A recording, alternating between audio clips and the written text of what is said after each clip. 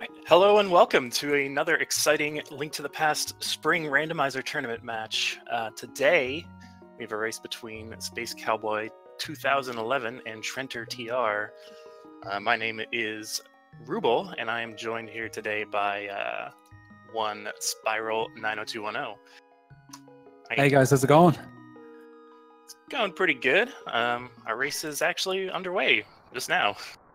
So, what item do you think we're gonna see in family heirloom? An old cape, maybe? Nope. All right. So this is standard mode. If you're new to this tournament just started yesterday, so I figure maybe some people here are new. But it does come with a twist. That twist is that the uncle doesn't actually give you a sword guaranteed. It could give you any number of weapons that can actually get you through the castle into Zelda. And some much more useful than others, I think, as well. 10 bombs is definitely on the cards for these runners at the minute. Yep. Today we're getting a red cane, which is actually a really nice starting item. Yeah, that's not bad. Yeah, it's an item I love to see early on because I find it incredibly easy to forget about, especially if you're like an hour into the seed and you think you might want to go into Turtle Rock. Yeah, but, it's one of those required go mode items that it's nice to know that you don't have to look for it at some point later in the game. It's also great for killing these guards. It uses very little mana, and the block itself can hit, I believe, up to 5 times before it dissipates. And there's you can also trigger with bomb drop as well there, just out in the courtyard. Yep. So yeah, a good strategy in this intro part of the game is, like you said, to try and find a bomb. Some weapons are easier than others to get a bomb drop. If you have the bow, you can start with 30 arrows and you can kill basically as many guards as you come across. Yeah, I do find the best strategy for getting a bomb drop is to actually get 10 bombs, but then that's sort of the damage you can do is then very limited. Yeah, definitely. And you have to be really accurate with your bombs. I believe in this mode they actually upped the starting count to 15. I think that was actually backed out a few weeks ago, maybe a couple of weeks ago. I think it's at least the run I did the other day. You get 10 bombs to start with, and then if you die before you reach Zelda, I think you're restarted with 10 bombs, and then afterwards it's between Zelda and the sewers it's 5, and then post sewers it's 3, just to make sure you can always actually complete the section. Okay. But getting a bomb is important specifically because there is a bombable wall at the end of this segment, and there are 3 chests inside there. Oh, we find our Moon Pearl here. So that is a very nice find. Yeah, Dark World access is coming along nicely. Anyway, that room has 3 chests in it, which could very easily have your first available glove in it. And if you don't manage to bomb that wall and pick up that glove, you would have to come back through the sewers like once more. Yeah, and that's a time loss that I think they're going to be trying their very hardest to avoid. Yeah, and Space Cowboy and Trenter both now have a bomb, so as long as they don't mess up with the placement of the bomb, or I've seen it happen where a player has had like only 1 bomb and they somehow they got hit by a rat or something in that room and dropped the bomb. Oh, it's so unfortunate when that happens. Yeah. So these runners are probably pretty happy with themselves right now. They both have the ability to enter that room.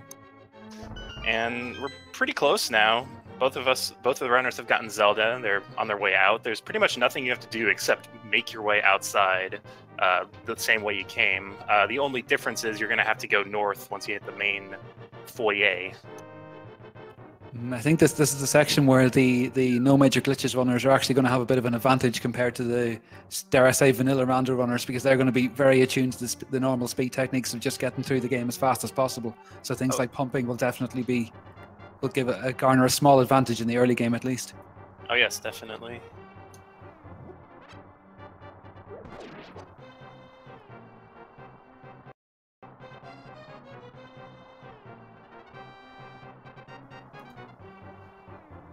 Yeah, I believe a good NMG time to finish escape, like go through the final door and initiate that cutscene, is about 6 minutes.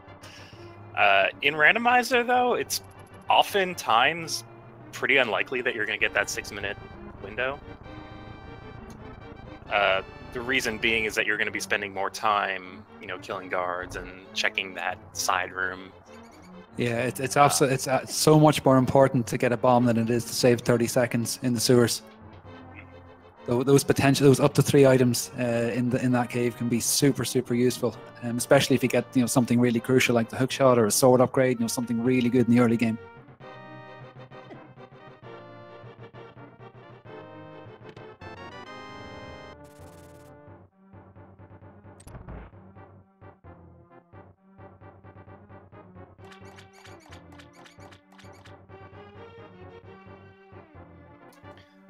We're having a bit of a issue with the restream right now.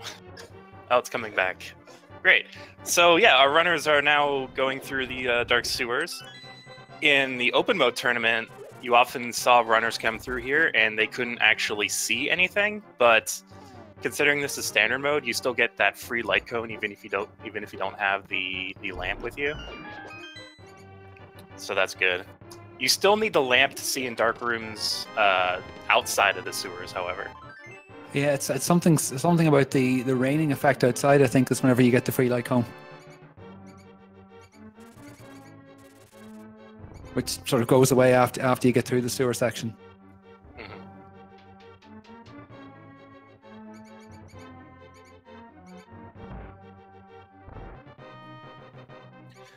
So we're going to be depositing Zelda here in the sanctuary. Both of our runners are actually incredibly close, ending with a 6:37-ish time. Yeah, that's not bad at all for whenever you factor in the bomb forming they had to do in the early castle.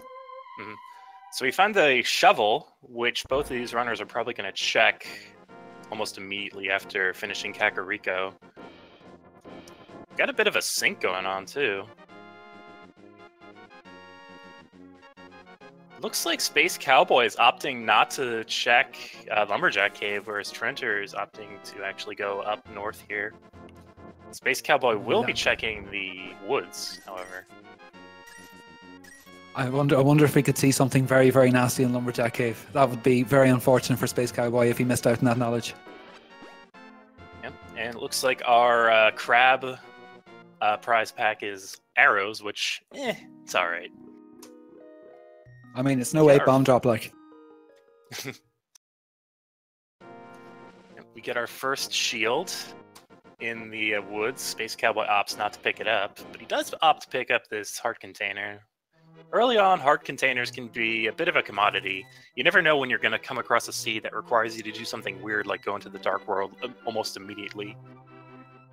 Yeah, and especially with some bosses in the Dark World, like Blind's lasers or the spikes and moth dealing 1 heart of damage no matter what armor you have. That's going to be something you definitely want to stock up on just in case. Yep. So at about 8 minutes, Space Cowboy is going to be entering Kakariko, the first person to do so, but again, he did skip out on that lumberjack tree.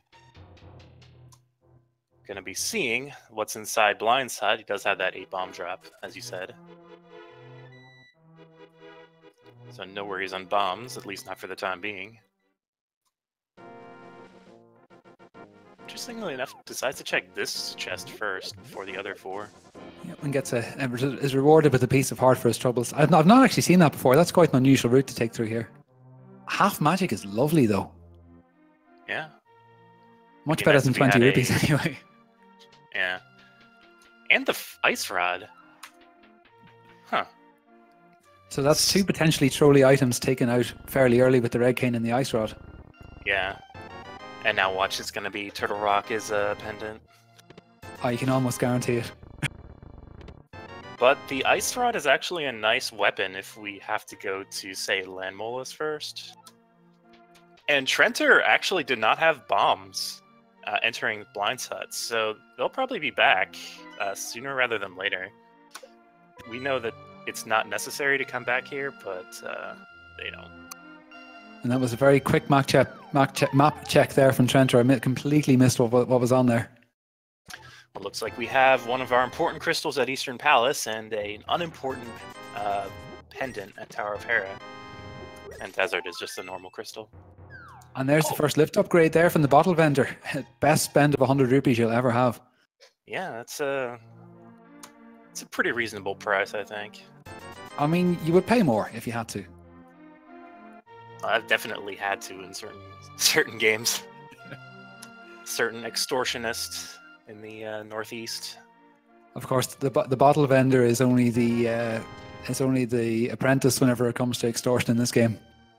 Oh, so Trenter finds our hammer. That is Dark World access. Now, will either of these players actually go into the Dark World right now? It looks like Trenter is opting not to. Might not be entirely comfortable with the Dark World at 4 hearts and green mail, but Space Cowboy might actually do it. And then having the hammer as well means that blind is completely completable. Yeah, but hammer blind is probably the worst one.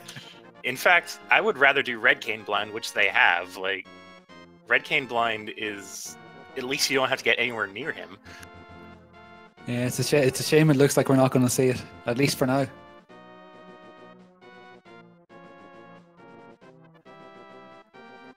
It's always a shame when you don't see a required item in the library, because you're not sure then if you're going to get boots at all. At least if you have something important there, you know there's a fair chance of getting boots reasonably early.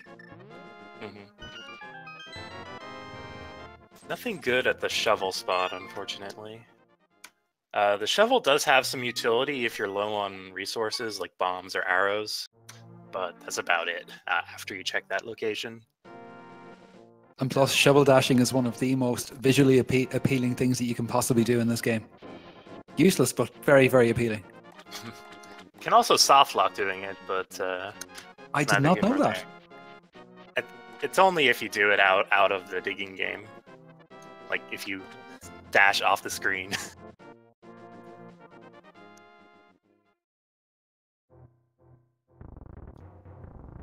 Alright, so we're going to be seeing the South Shore on Trenter's side, and probably on Space Cowboy side as well. I was kind of hoping for a bit more route divergence, but I definitely understand these runners not wanting to head into the Dark World right away.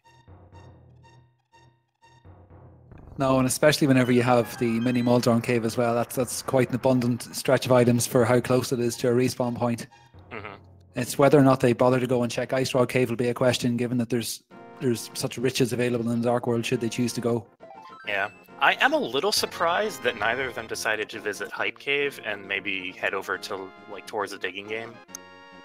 But yeah, Trenter is still out of bombs. So, looks like Mini Moldorm Cave is going to be out of the picture unless the stun prize is bombs. Which it isn't. Oh, and it's just 5 rupees.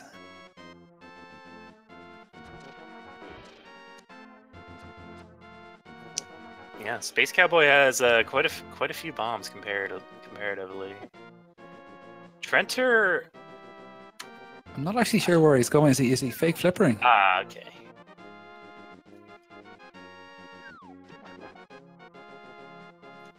Alright, that was a pretty decent setup for fake flippers. Space Cowboy is inside Mini Moldorm. And so Trenter then is going to go up and get the item from Hobo and then possibly check what's on Lake Hylia. And then because he has the Moon Pearl, he can take the Whirlpool Warp up and check the Zora Waterfall as well and get the 2 items from in there. Yep. Now, it really depends on if Trenter is able to do the fake flippers from the Hobo. In the meantime, Space Cowboy's picked up his first sword from Mini Moldorm Cave, so he is now armed to the teeth and raring to go. Yeah, and that will also make blind a lot easier too. Trenter's having a little bit of trouble with this fake flipper setup. You basically need to be. You can't be fully aligned with it. You have to be slightly north of where it would intersect your sprite. And there he gets it there. I always find it's funny as well. You have to be lower down than you think you have to be vertically, because if you're too high up, you don't seem to jump as far. So if you don't know what you're doing and you just try it, you could be thinking, oh, I need to get further. And whenever you need to go further back as opposed to closer to it. Yeah, it's also there's Ooh. ether on the island there. That is potentially a pain in the bum to go and get. Yeah, it's also potentially required. Or potentially not required. We don't really know yet. The thing about the hobo fake flippers, it's actually possible to soft lock the game there as well. If you decide to try to jump downwards instead of to the right. But another thing I didn't know. Yeah, I think anybody who learns the strat probably just doesn't try to jump downward. We do get our Dark World map check, Space Cowboy's side. Looks like Palace of Darkness is our green pendant. Also looks like... And Solar Ledge has got only 10 arrows, so they're not going to be going out of the way to go up there again for a while, I don't think. Yep. Let's see, Hype Cave. So far, not so great. Still not great. Oh, flippers, that's good. Cape and a mail upgrade. That's reasonably hype, I think. Yeah, I would call that a reasonably grown-up Hype Cave. Very adult of it. The cape, we already know we don't need it. The only situation, or sorry, we don't need it to enter the Dark World or get into, say, the Pyramid Fairy. The only situation in which it might be required is if it's something is on the bumper ledge. And also potentially Spike Cave if the runners have enough health and magic whenever they go up to Death Mountain. Mm-hmm.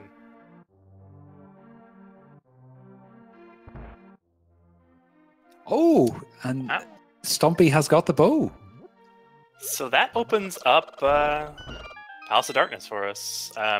They still would need the lamp for the logic, but I don't see any reason to wait for the lamp before going to Palace of Darkness. Oh, I think I can see, was it 1, 2, 3, 4, 5, 6 turtle-shaped reasons why you would want to wait for the lamp before you go in there? Fair enough. Although I guess if you practice it enough, it's completely possible. I've definitely seen people do it. It's just it's something I would tend to avoid. I'm not a fan of turtle hunting in the dark. So as we said before, Trenter is actually having to visit this blind side as well, or once again. Not going to find anything of use in here, but still bringing some ease of mind, knowing that that location is no longer in their, I don't know, vision.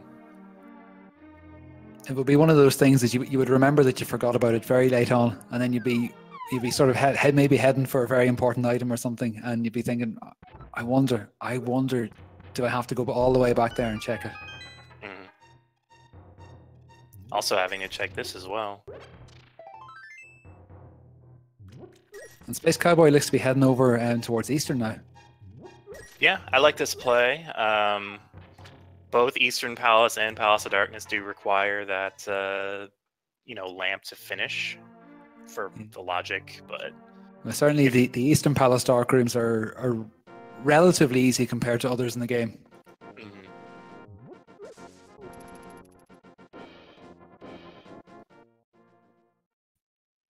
And the old man's torture chamber has got a stash of money and an arrow upgrade.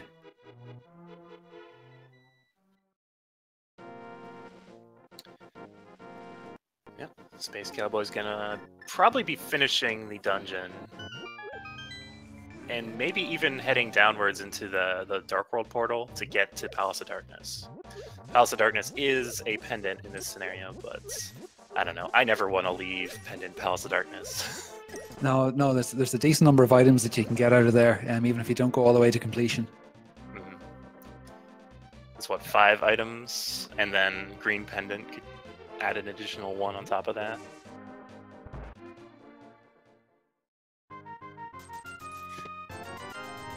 So Trenter is like kind of gotten into a bad way compared to Space Cowboy just by not having bombs. Like, it's very, very unfortunate. Trenner doesn't have a sword yet, which would have been alleviated by having bombs for Mini Moldorm Cave. Yeah. Doesn't have flippers from Hype Cave or the Cape. Oh, there's our second mail upgrade in the brewery. That's very nice, and that's definitely something that Space Cowboy is going to check whenever he heads around there for sure. So he's definitely going to get red mail. Yeah, hopefully Trenter decides to head south after maybe doing, you know, Thieves Town and going through the Stump Kid to get his bow, and then maybe he can, you know, visit Hype Cave, grab the flippers, and then maybe make his way off to Palace of Darkness. Although opting to head into the Thieves Town dungeon now, with Hammer, Ice Rod, and Red Cane as his methods of damage, it's going to make for one interesting blind fight. Yeah. I do like Red Cane. I think, I don't know this for certain, but I think if you have optimal strats with the Red Cane, it's about as fast as with the sword. Don't quote me on that, though. You heard it here first, folks. Rubel says Red Cane as fast as sword. With optimal strats. Small print. Nobody reads that anyway.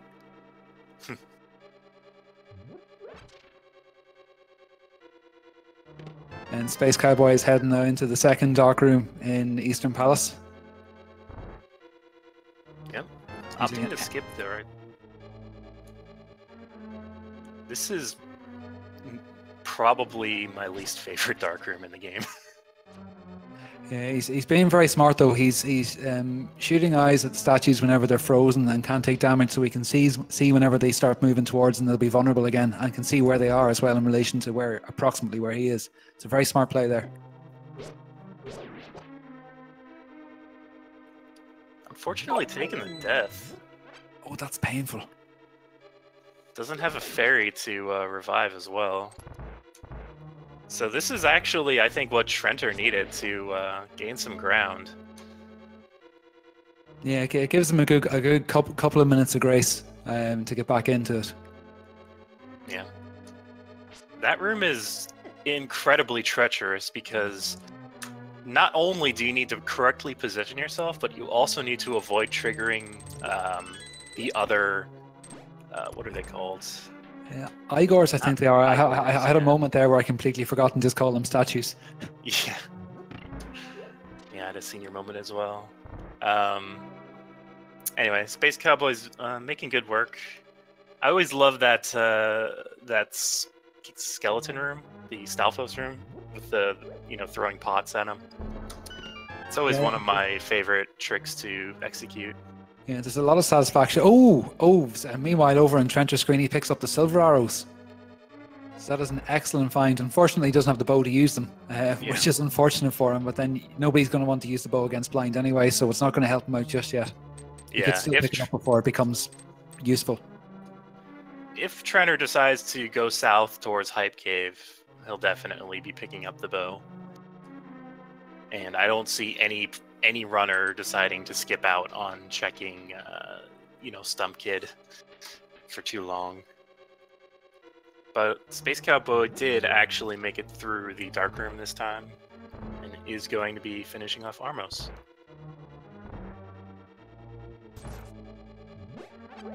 And in the meantime, Trenter is heading up to pick up the atrociously guarded prisoner blind. And you'll have to wonder why there was an open treasure chest with potentially tools left in a prison cell where they're trying to keep somebody supposedly locked up. Yeah. I've got the magic hammer in here before, and you just wonder, like, why have you locked them in a room with a hammer? And Trenter having found a sword in Thieves Town, it looks like, so we can actually get an easy blind fight.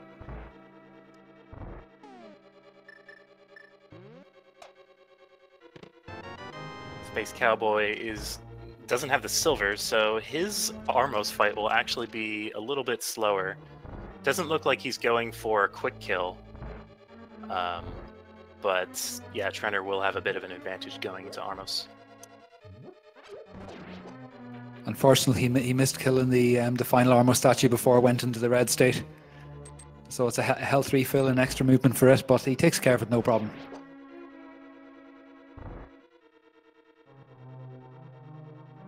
And fairly respectable 25 minutes for our first crystal. Yeah. It's a lot easier than Key Sanity sometimes. Which I'm sure a lot of viewers are used to at this point.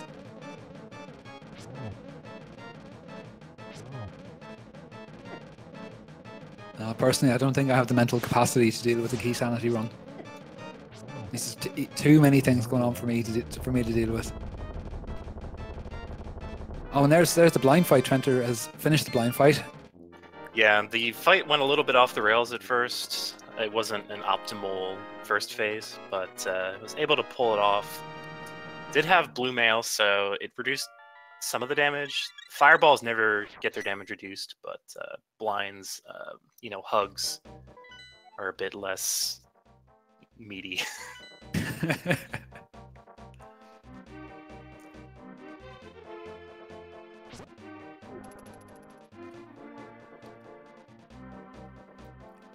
So Space Cowboy looks as though he's going to go and take a nosy at the front end. Oh no, he's not. He's heading back. Sorry, I thought he was actually in the Dark World there. That's completely my fault. I apologize. I mean, I wouldn't be surprised if Space Cowboy actually does go into Skullwoods. Vanilla Fire Rod is always a possibility. It's one of the, trolliest possible things the sea can throw at you is putting an enemy in its vanilla location. But with such a front-heavy seed in terms of items that these runners have got, I would not be surprised at all if it started hiding some of the last important items in very unusual and not commonly checked places.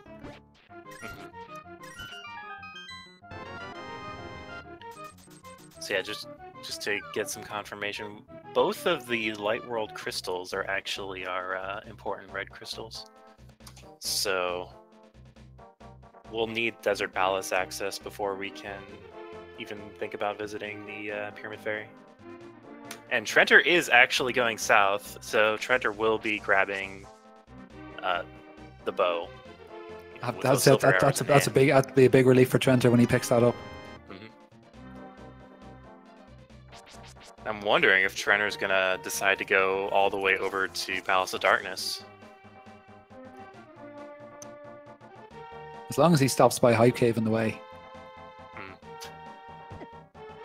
That's like that's always gonna happen. Nobody wants to let Hype Cave linger for too long.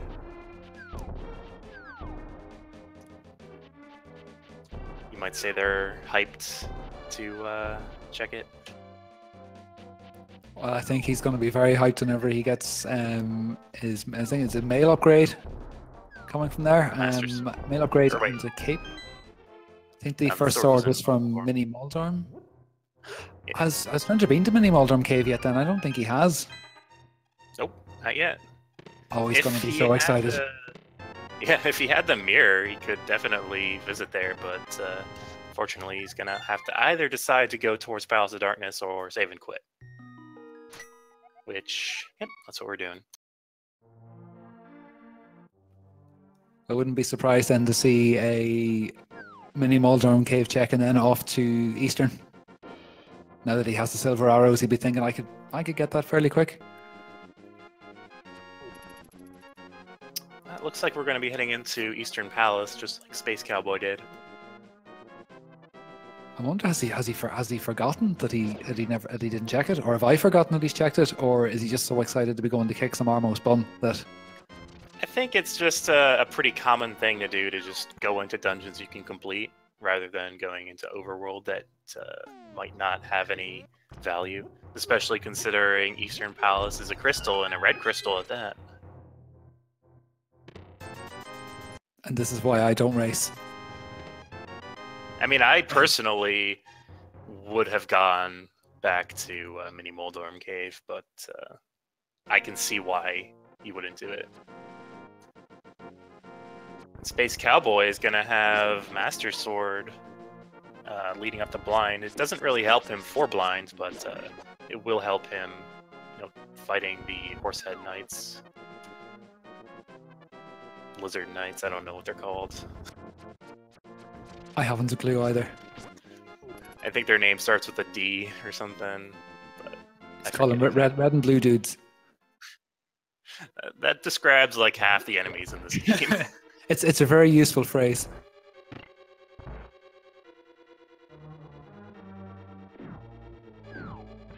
Oh, Zazax. Right. And Space Cowboy finding the silver arrows, being pretty happy about that. I'm honestly waiting for one of these runners to actually go into Palace of Darkness, because I think that's where our progression is.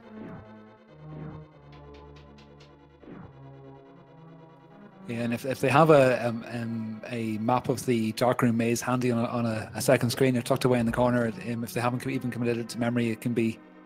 I mean, I think you can get you can actually. It's possible to get all of the items from Palace of Darkness without actually beating Helm of Sword King or going into the basement. Well, you can get everything. The Dark Rooms. Yeah, you can get everything except for what Helm of Sword King has. But again, Palace of Darkness is a green pendant in this case. So if Helm of Sword King has an item, Helm of Sword King actually has 2 items. So I definitely would want to hit that up if I had the ability to do the Dark Rooms. I mean, even if they happen to find a fire rod on the way, that would at least, because there's a couple of torches in the most difficult Dark Room down there with the turtles. So if you can manage to get one of those lit, then you're absolutely flying. Yeah. I'm thinking mirror, or maybe hook shots and lamp in Palace of Darkness. That's my prediction. Just keep a wee note of that then. I'll owe you a $5 by the end of this run.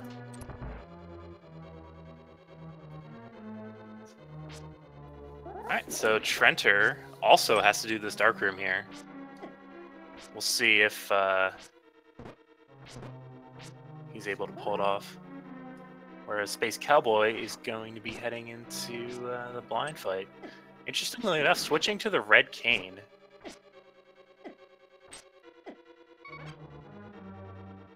I did think for a minute, I was hoping against hope that we were going to see a red cane fight, just so I could see what it looked like. I've never seen one.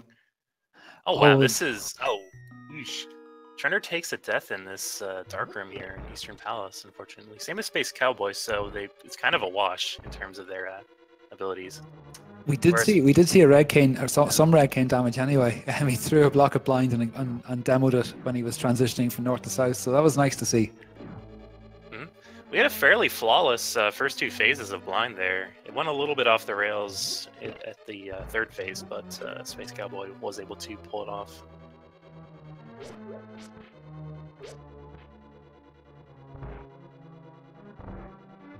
So the question is he going to make the pod play? Although we think he's going to do a wee around. Looks like he's going north anyway, and maybe check and see what's on Bumper Cave.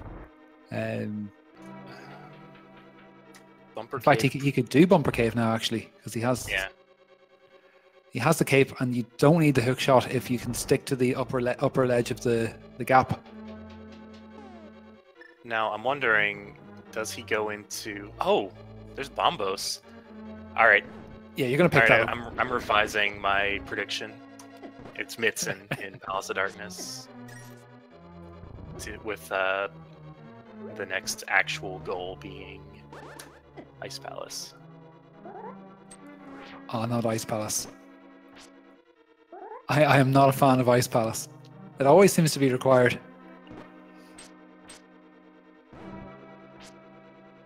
Well, it's especially required in this. Even when it's blue pendant, it still seems to be required. But going in without the hook shot, you may hope you can bomb jump, or they get an early key. So Space Cowboy is going into Skull Woods, the first runner, I believe, to actually do so. Trenter is still having issues with this Dark Room, unfortunately. Must not have learned the strat to you know, hit the Igor with an arrow. Yeah, and he's down. Oh, I think that's a second death there. Is he going to go for a third, or is he going to just move on with his life and come back whenever he finds a light source? It's like we're trying a third time. This is a pretty big time sink. Trenner really needs to hope that that he gets it this time. Yeah, because Space Cowboy is certainly looking confident going through Skull Woods anyway. He's having no such bother. Although he did die there once himself.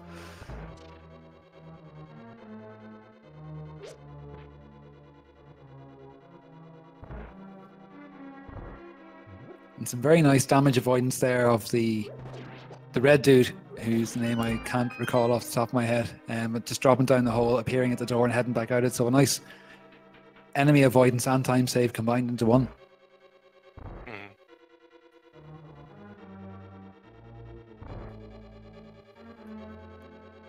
And then chat saying they think that Trenter managed to unlock the door that time. So if he did, and in fact he doesn't have a key, so if he picked up a key then he did unlock it. That's going to make it an awful lot easier getting through this room because he can just head up and get out. Yep, looks like exactly that.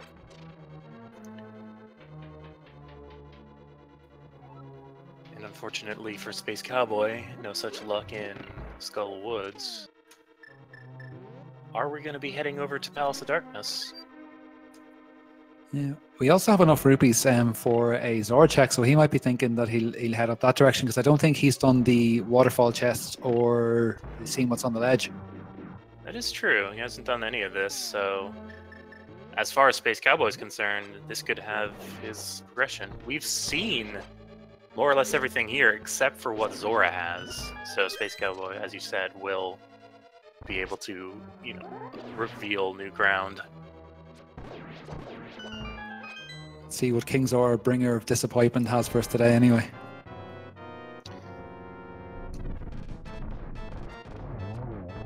And Trenter's going to be having a bit easier of a Armos fight. Now, Armos and Vitreous are two bosses I absolutely love to see demolished with silver arrows, because it takes no time at all compared to a non-silver variety. It's just a wonderful thing to see, and he takes care of them absolutely no issues at all. Mm-hmm. So, where does Trenner go next? Does Trenner... looks like he's just saving and quitting. I'm a little surprised neither of these runners have decided to head into Palace of Darkness yet. Yeah, I think it's one of the most item-dense locations that they can access right now.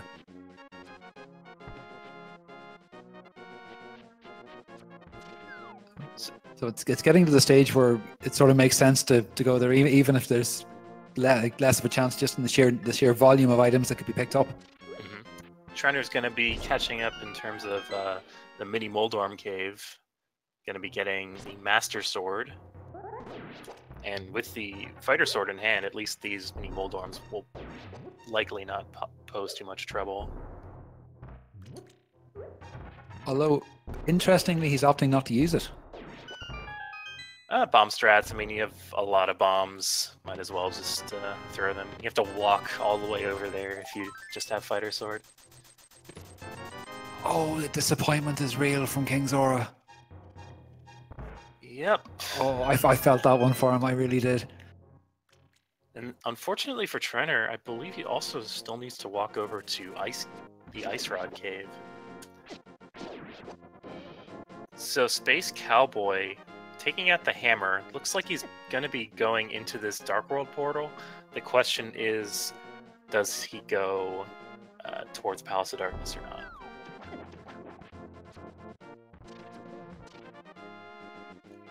We also haven't seen, I believe, Pyramid or Catfish as well, so maybe that might be on the menu too. Yeah, that's correct. And if you're heading to Pod from here, you may as well do a quick Pyramid check while you're there. Mm-hmm.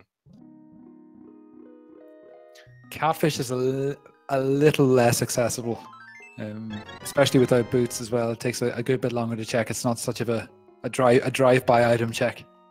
Yeah. Anybody that knows me knows I'm a firm proponent of checking catfish.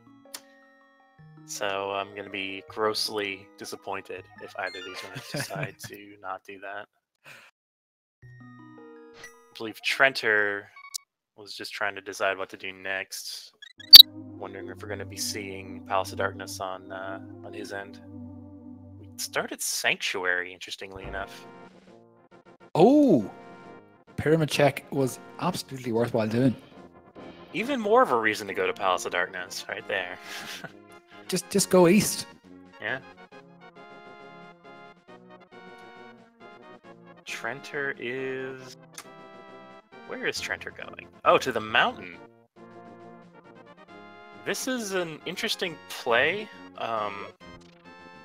It's a sequence break for him, as far as There's he not knows. very much he can do up there as well. He can check. He can get the item from the old man, and he can check what's on the top of Spectacle Rock and get the item inside Spectacle Rock. But I think that's all he has access to without the mirror or the hook shot at this point. Right. Correct. So yeah, it's I think Trenter might be feeling a bit behind. Rightfully so, with those deaths at Eastern Palace, and the early game troubles with bombs. So I'm thinking this might just be a gamble, a bit of a gamble. And it does net him an extra resume from a save and quit and restore points. So that can be very, very useful to have if he finds a hook shot somewhere. He can just teleport straight up there near enough. Right. Your best friend's holding out on you though. Only a heart container from Catfish. No progression there. Yeah, I mean, can't win them all. But I mean, in this seed, we don't even necessarily need the flute. So the only reason why you don't necessarily care about that save and quit spot is if you have the flute, and we don't necessarily. Like, flute could very well be in GT Big Chest. It absolutely could be. It would be a shame, but it definitely could be. There's our first bottle on the mountain inside Spectacle Rock. Trenter's actually going to go grab it. I'm wondering if Trenter's going to go directly to Sick Kid. It's going to be quite a bit of time investment just to check one item. I could combine that maybe with a trip to SeaWorld and Skull Woods, but we know there's nothing that he can really access right now. Mm-hmm. Space Cowboy is opting to go up the mountain as well. Similarly, does not have access to anything but those two items and vision of a third. Yeah, I get the feeling that both of these runners are trying to do everything they can to avoid going into pod. Yeah. Unfortunately, which is a real shame. Yeah, unfortunately, it's standard mode. It's a bit more reasonable to expect that you could avoid going into pendant dungeons, but let's face it, you're gonna have to go into pendant dungeons. Yeah, I think if you start with the mindset that I'm probably gonna have to go in here, it takes a lot of the mental anguish away from thinking, oh, should I go in or should I check the overworld? You just sort of go, well, there's more items in there than there is outside, may as well. Mm-hmm. And Trenter's heading up now to go and get his piece of heart. Not even a full heart container, his 500 rupee piece of heart from Zora. I definitely paid 500 rupees for a piece of heart in a Zelda game before. Maybe that's the going rate. I don't know. I think you were had. I think somebody saw you coming. Now, if we're talking a full heart container, that's no question. Absolutely pay for that. Although, if you have 3 heart containers, getting a piece of heart is actually more valuable than getting a full heart, unless it's a sanctuary heart, because it will refill you up to your full life. So a correctly timed piece of heart can be incredibly advantageous. Mm-hmm. So Space Cowboy really doesn't want to go to Palace of Darkness, it seems. No, he does not. Going to Sick Kid. Trenter, on the other hand, might be doing the Pyramid Catfish check. Hopefully we'll be going into Palace of Darkness unless Space Cowboy is actually correct here.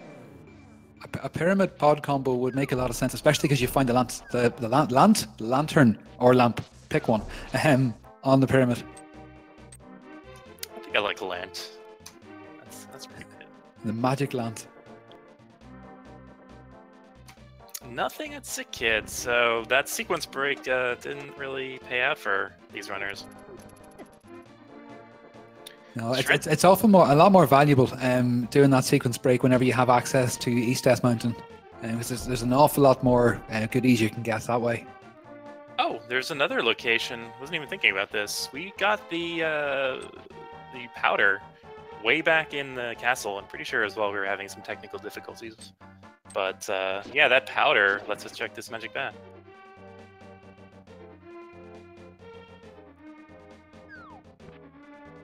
Oh, no progression there. So it's got to be Palace of Darkness, right? Yeah, I mean the signs are all there. You have the hammer, you have the lamp, you got a couple of bombs. May as well. And more importantly, nowhere else is available or yeah. or has already been checked. No, and you're going in there with Red Mail Master Sword. You're not going to feel too vulnerable. Now, I believe there's one location on the map we haven't seen yet, and that is Agina's Cave.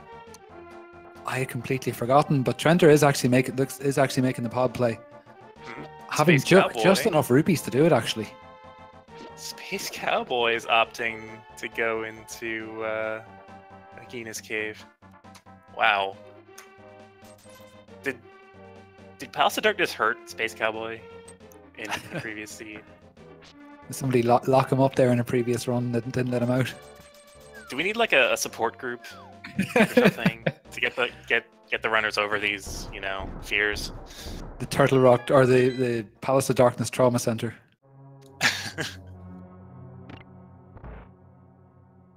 So yeah, Trenner, the first runner to visit Palace of Darkness. It's been available to our runners for quite some time. So Space Cowboy is just getting burned, just getting the arrow upgrade. Trencher is on the right path. Interestingly, this actually puts Trencher now at a bit of an advantage compared to Space Cowboy, despite having a couple of deaths. I mean, if he sort of ignores the rest of the overworld and doesn't go out of his way to check overworld locations, he's actually in a very good position, very strong compared to where he was 5 minutes ago. Yeah, one thing that Space Cowboy does have that advantage in is the Bombos Medallion. Potential advantage. If we do find the mitts in here, which I'm not saying we're gonna find them in here, but we're gonna find them in here. I'm assuming Ice Palace is next on the docket.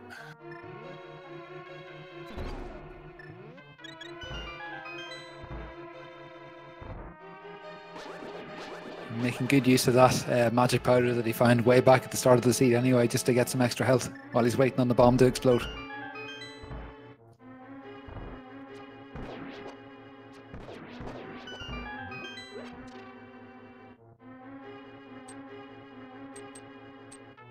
Space Cowboy, after having exhausted literally everything else he could do at this point, is now heading into Palace of Darkness. Oh, and he'll kick himself if he finds something good in there. And at this point, there has to be something. Oh, there it is, as if on cue. Now, will either of these runners just leave after finding the boots? Because I think there's something else in here. Yeah, I would stay. For sure, I would stay. I mean, you're already in the place.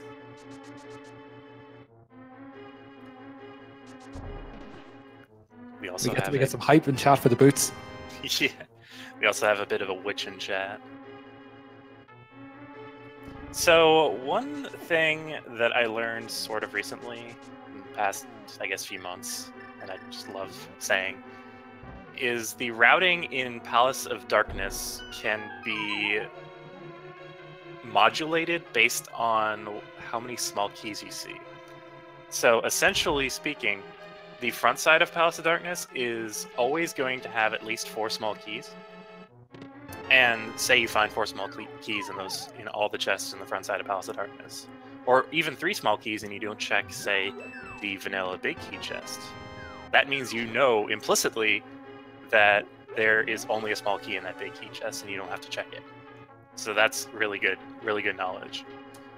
Conversely, if you find 4 small keys in the front half, there are only 2 small keys in the back half, and the only places that can have keys in the back half are the parts on the right side, nothing in the dark maze or the big chest can have small keys. So if you clear, say, the compass room chest, I think it's the compass room, and then the two basement chests in the rupee rooms, and you find only one small key, then you know that the what is it? The harmless hellway has a small key, and you can skip that as well.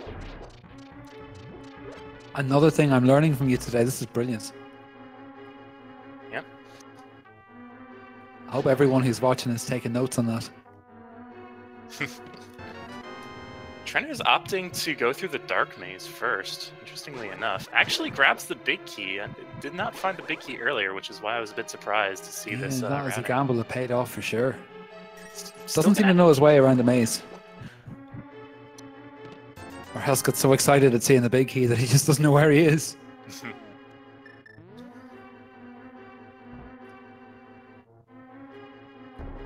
Yeah, it's definitely a bit weird because unless he decides to do a death warp, he's going to have to walk back out. Unfortunately, nothing great in this dark maze.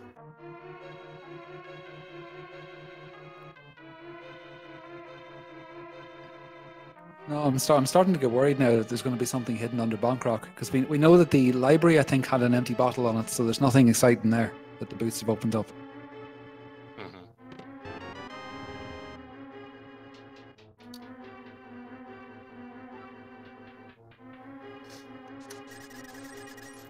So yeah, maybe it is just boots. I don't know. There's our compass. There's another small key, and that means that we do have something. It could be... I haven't actually been counting items or in this dungeon. It could be the map, or it could be another dungeon item. I think he picked up the map already. Okay, so boots is our progression. Fortunately, I've been proved a liar. There's still Helmasaur. Oh, that is true. And Helmasaur does give the green pendant as well. Ooh. That's right. And that would be devious. I want to make it clear that when I said that the myths were in this dungeon, I included the green pendant in with that. Just FYI. I don't think anyone would hold that against you.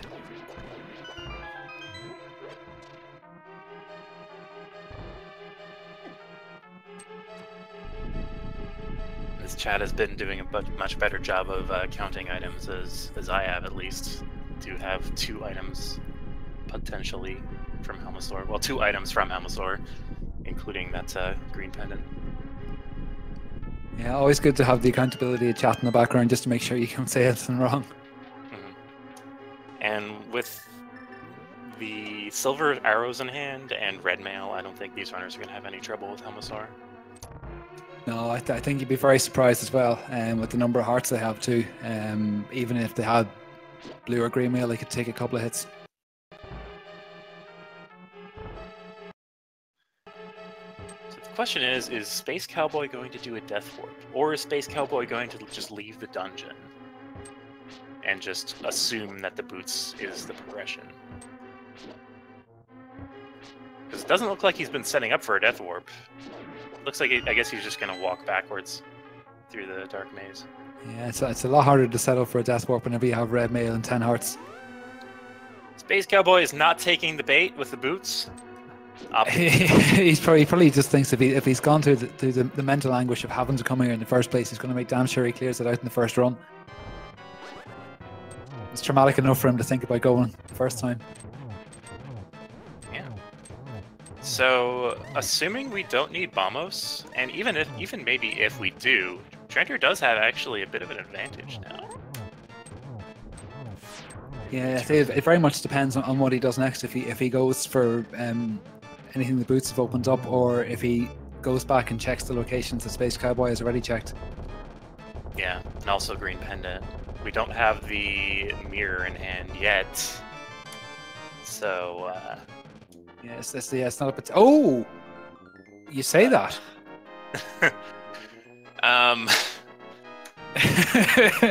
So he couldn't have have predicted the mirror that. in hand. Yeah. With How the mirror in awfully hand, we can convenient. actually check that. And that opens up the first half of Swamp Palace as well, I believe. Uh-oh. Trenter opted not to turn in the green pendant. Oh. You just got the mirror. That's like the blinking red light saying, hey. But that does, yeah, as you say, it opens up Swamp, but we don't have the hook shot yet to complete it, unfortunately. Yeah, well, in his bio, Trenter has mentioned that he actually hates linear seeds, so perhaps he's thinking that he's just not going to go where the seed is telling him to go, and he's going to go wherever he damn well feels like.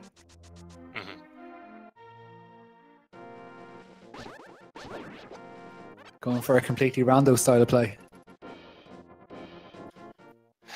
Yep, we're going to be heading into the Dark World with Trenter. I'm assuming he's going to be checking Bonk Rocks, the Graveyard Ledge, and King's Tomb all in one go. It is a little bit interesting, this routing. I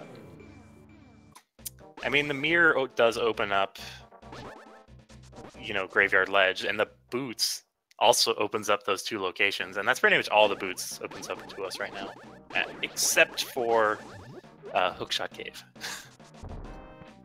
Oh yes, there's one item up there. Yes, and we can get there now as well, because the Tower of Hera now is open to us. Yep. Trenter will also be able to grab Bombos here as well, so we'll be even up on items. And Space Cowboy is going to have to probably retrace some of his steps if he decides to choose, you know, the Graveyard Ledge anytime soon. Mm-hmm. I wonder, is he going to remember to make the mirror play now and go and redeem the green pendant? Whoa! Trenter opting to skip Bombos Medallion entirely. Wow, that is either very, very brave or very, very silly. That is... yeah, exactly that. And we're going to be seeing the green pendant reward too. Space Cowboy remembered. And then Bombos as well being one of the items you can use to get into Ice Palace. So he's effectively saying, I am going to put my faith in the Fire Rod and hope it turns up. Yeah. And the green pendant didn't lead to anything. It was another V29 special, the 20 rupee pickup. Yep. Space Cowboy is a bit lost, but is going to be checking Bonk Rocks at the very least. We'll probably be also going into the Dark Worlds, maybe visiting the same places Trenter is going to right now. The only other options are, you know, the south of the Haunted Grove Ledge and Swamp Palace.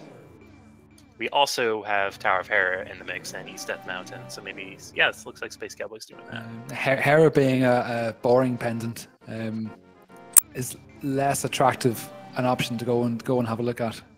Mm-hmm. And Space Cowboy opting not to check Lumberjack earlier is going to be able to do this. A lot of runners like to put off the Lumberjack check until they actually have the boots, because that's one of the components necessary to get this item. Personally, I don't agree with it, and not opting to go up to the mountain. But we'll be saving and quitting, because it's faster. Yeah, he went up there earlier to check Spectacle Rock.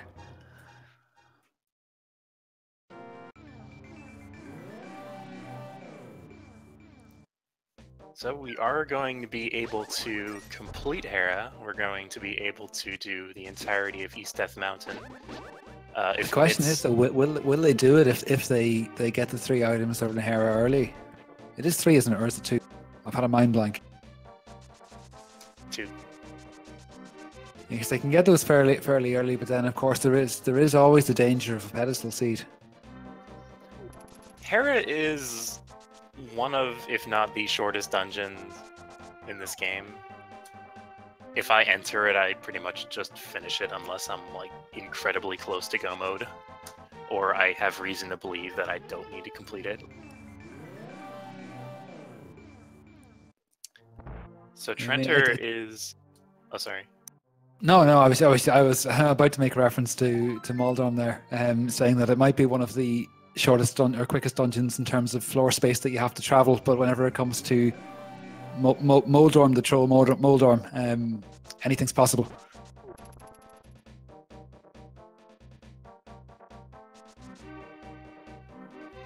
He can hold you up there for a good couple of minutes, knocking you down the holes if he really wants to on a bad day. Interestingly enough, Trenter, forgetting that you do need the mitts to get to the peg cave. However, Trenter could have mirrored to the light world and checked the magic vat, which I'm pretty sure he hasn't done yet. We are going to be seeing this south of the Haunted Grove ledge, which could be important if it has something great.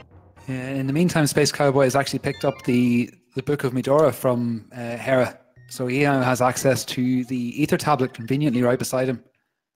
Yeah, and Trenter finds a sword upgrade actually in the south of the Haunted Grove ledge, which is actually really good. That's I think really nice Trenter. pickup for sure. Yeah. The reason being is now Trenter will definitely have an easy GT Ganon fight. We don't know where the last sword upgrade is, and we don't know when Spacecowboy is going to achieve Go Mode. So, if Spacecowboy were to say, get Go Mode during this trip up Death Mountain... he may never check the size of Grove, which would be a tad unfortunate for him. Mm-hmm. Trenter is also heading up to Hera now as well.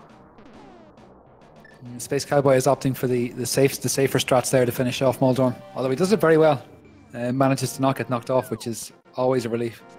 Yeah, it was looking kind of sketchy, but it did pull it off. Just getting a pendant for his efforts, though. Trenter wants no part of the Tower of Hera right now. I wonder if he's feeling a little behind and he's thinking that he has to make the risky plays. Yeah. Well, I think he's definitely feeling behind. If Trenter saw what was on that ledge, I don't know what it was. But so far, the book is not panning out. That does open up desert for us. Yeah, and then we have the boots and a lantern as well, so we can actually complete desert now, I think. Mm-hmm. So it might be our only opportunity to get into desert, and remember, desert is one of our important crystals. And it was just a 5-bomb upgrade on the floating ledge, so nothing important there. Mm-hmm. So progression, with that book, progression can very easily be at the Pyramid Ferry, and Trenter might be missing that for quite some time.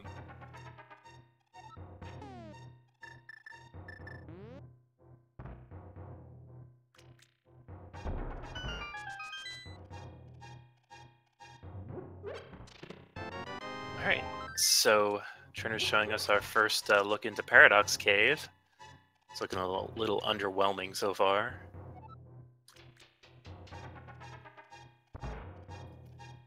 Yeah, these are some very risky gambles we're seeing on Trenter's side. He's missing 2 key items, which we don't necessarily know that they're required, but they very easily could be. Getting our mirror shield here in Paradox Cave. And our hook shot. Oh, there it is. There it is. That was a very good play, actually. Potentially, although still no desert access. No desert access, but we do have Swamp Palace, which Trenter is definitely going to right now. Like, no question. That's where you go. I know some runners hate Swamp Palace and want to see it burn, but it's a dungeon. I think everyone has that dungeon that they try and avoid going into if they can help it at all. I personally love it. I would do like 5 Swamp Palaces in a seed. I quite like it because it's very linear in the layout, and there's not too many mental gymnastics you have to play to try and figure out what's the best way you can use your keys. Are you going to be locked out by an item or whatever? It's like before you get the hook shot, you can do everything on the left, and then after you get the hook shot, you can do the whole dungeon. Yeah. I personally like Swamp because if you're trying to play it optimally, and your movement, you're trying to make your movement, go as fast as possible through the dungeon. It just feels so good to be able to, like, I don't know, hook shot across a gap, and then like hook shot through blocks and stuff. Actually, I don't think you can do that in that dungeon. I do quite enjoy. Oh, there's Space Cowboy has gone and picked up his tempered sword, and so he's on an even keel there with Trenter. Another thing that I like to do in this dungeon, which Trenter might actually do, might not, is like the hammer dash in this room. Hammer dashing through that row of pots is just really satisfying. Fortunately, we're not going to be seeing it, at least on Trenter's side.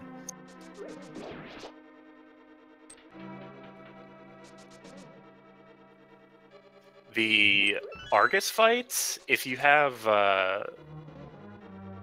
the tempered sword and a good foundation in the NMG speedrun, which I don't really have, but I've seen, good runners do this.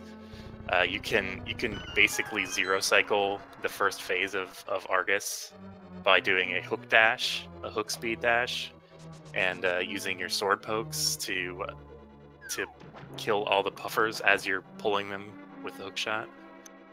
It's incredibly difficult to pull off, but it's so satisfying. It looks amazing whenever somebody does manage to pull it off flawlessly.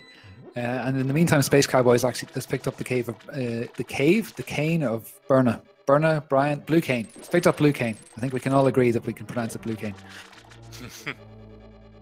And that was from the vanilla Bombos tablet. So no progression hidden there. Because already having the cape, the only thing that we could have used Blue Cane for, which was Spike Cave, has already been covered since near the start of the game, so it doesn't really get us anything other than a slot filled up in your inventory, unfortunately.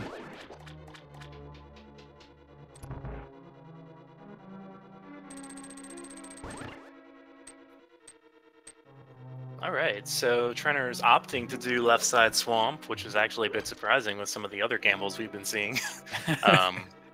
It's very unpredictable, this runner. Yeah. A lot of runners do hate doing left side swamp. It's 2 chests, which can very easily contain nothing but dungeon items. And takes a while.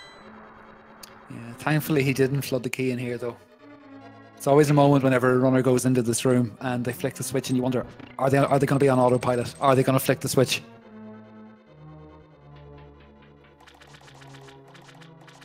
Not that I've ever done it personally, of course. Nope, never. I thought the first time I did it, I thought I had just completely soft locked, maybe not even soft locked, like completely made the seat unplayable until I realized you could just leave. Yeah, and then it resets itself back. Was that something that was added in because of the rando? I can't recall. Well, it's impossible to do it's impossible to key lock, or it's impossible to flood the key in the vanilla game.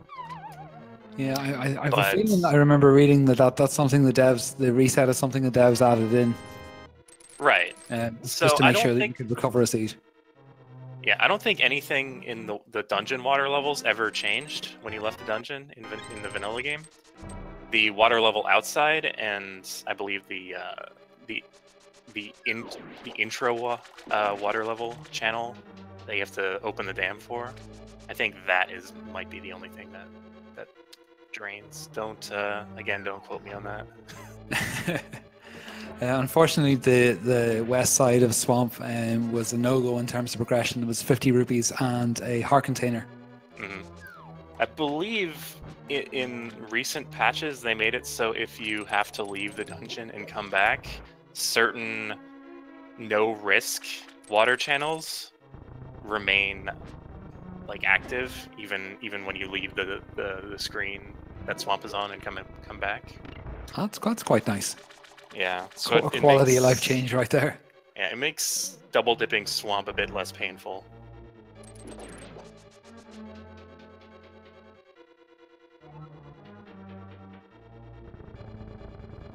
I don't think these runners are going to be double dipping this dungeon somehow. Although not finding the big key before the big key chest in the early part of the dungeon is always a bit painful, I find.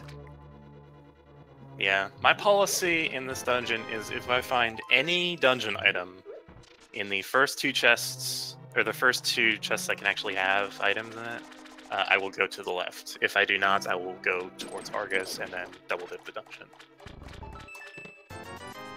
But yeah, we're not seeing much of anything here in Swamp, unless I missed something. No. We did find, I guess, the blue cane, but...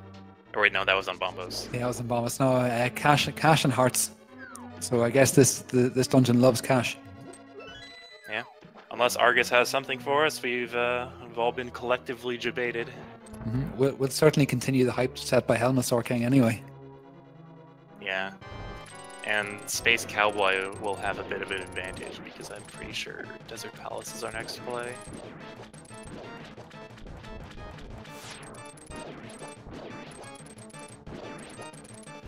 Yeah, unless a lift upgrade happens to be on Argus. Yeah, something, just to, I guess, clarify something in chat.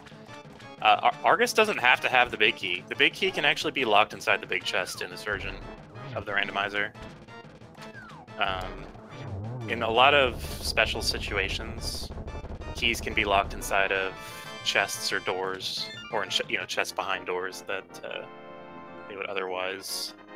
Oh, but he does have it in this case, yes, because there is no big key door in Swamp Palace, so it's not necessary to complete the dungeon, so it can be locked inside its own chest. So it was like a 50-50 to have the big key. And unfortunately, it was the wrong 50-50 result. Yep, and Trenter is opting to go back inside, surprisingly. I guess, as far as Trenter is concerned, he can't go into desert, so... Yeah, I think because he doesn't have the book, it's a smart play on his part, or a sensible play on his part to go back in and check, because it still could be progression. Now the question is, will Space Cowboy go back into Swamp Palace, and will the big chest inside Swamp Palace have anything worth coming back in for? The answer may surprise you. It is the Fire Rod. Oh, that's a big play to get that. Yeah. If I recall correctly, there's one more item left in Skull Woods. That's where Trenter's heading to next. I think you're right, and there is a crystal up there, so he's gonna go and get it. Now, will Space Cowboy decide to just leave the big chest, or will we be seeing Space Cowboy even back up on items?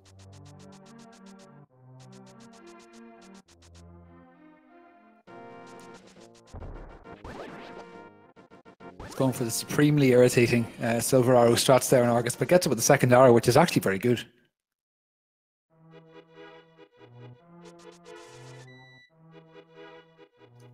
All right, this is, I think, one of the moments of truth during this seed. If Space Cowboy goes back into Swamp or decides to run off to Desert Palace. And okay, he's going back inside. He's going back inside. He's going to pick up a Fire Rod and be able to do Skull Woods. Yeah, but I figure he'll be going into Desert after this, regardless. Yeah, I mean, it's quite close and quite easy. The only reason I could think of that he might want to leave it is if he suspects that the flute might be in Skull Woods, so then you could flute down and check the surrounding mire area at the same time. But then that negates the pickup of the book, so bit of a toss-up. This is actually Trenter's first dip into Skull Woods, so while it does seem like he has a bit of a time advantage, he does have to retrace some of the steps Space Cowboy did quite a while ago. But on the plus side for Trenter, he does have the Fire Rod and will be able to complete this dungeon. And then having half magic as well with the Fire Rod is absolutely beautiful when it comes to the Mothula fight, because we all know Mothula is rather unpleasant at times to deal damage to. Space Cowboy heading up into Desert Palace as expected. Pretty good routing, I would say. So we're going to be seeing whether or not Trenter or Space Cowboy back the right horse here. mean, Space Cowboy's going to eventually be going into Skull Woods, probably immediately after Desert if there's nothing good here, but still. Yeah, I would think if he finds a lift upgrade in here and can go to Ice Palace, it would make sense to go first because it's closer, it's easier to get to. So, sorry I also forgot that this is a red crystal, so that does open up the Pyramid Fairy for Space Cowboy as well. So before going to Skull Woods, Space Cowboy will probably be checking the pyramid. And at this stage, it would not surprise me at all to find something interesting there. You mean like the mitts? Mitts, flute, and potentially Quake Medallion. Yep, we know where Ether is. It's on the Hylia ledge. Or not ledge, the island. We don't necessarily need the flutes, but we do need the mitts. So mitts could be our go mode item, I guess. Yeah, every chance to be. Which is a little weird. It's kind of uncommon you see mitts as a go mode item. Yeah, I can't remember the last time I'd seen that. They can call them the Mighty Mitts. Oh, so completely missed it. Trenter actually did pick up the mitts in Skull Woods, so... Oh! Wow, okay. Ooh. So... That's very interesting. So each runner has advantages over the other. Yeah. This race just got good. Yeah. And Trenter is still missing any medallion. Trenter does know where 2 of the medallions are, so we'll probably be seeing the entrance to Turtle Rock soon, just to confirm which medallion we need before Trenter actually goes and gets, you know, the one we actually need. Both of them require a time investment.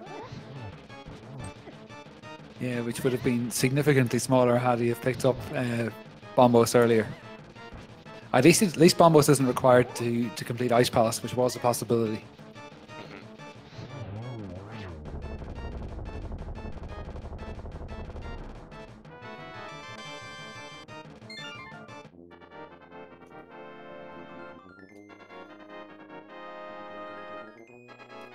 So the question is then, is Space Cowboy going to use the Fire Rod or the Silver Arrows to tackle Amolas?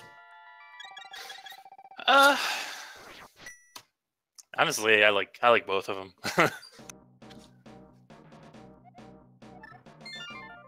Yeah, I think the fire rod, because it's a bit quicker, has a bit more swag to it. But then the Silver Arrows are just cool, collected, and boom, you're down, you're done.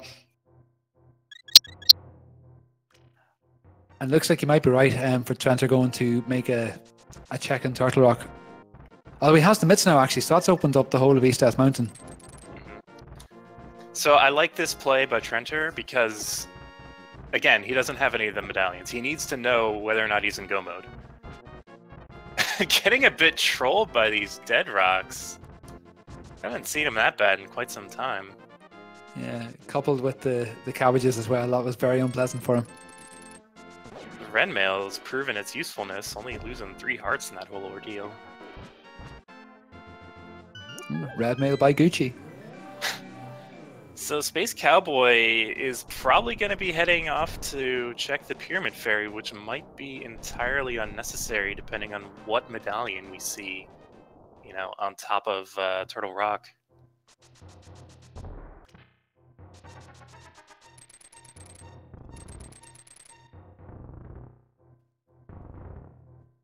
Although it looks like he's going to make the Skull Woods play. Okay.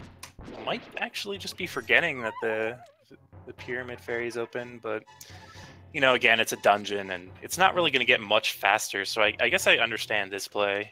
Yeah, I mean, if it's not required, and the mitts aren't required to complete Skull Woods, he's everything he needs to go and do it. Starting from Sanctuary, if it's close, you know, it's right beside the Dark World portal, may as well.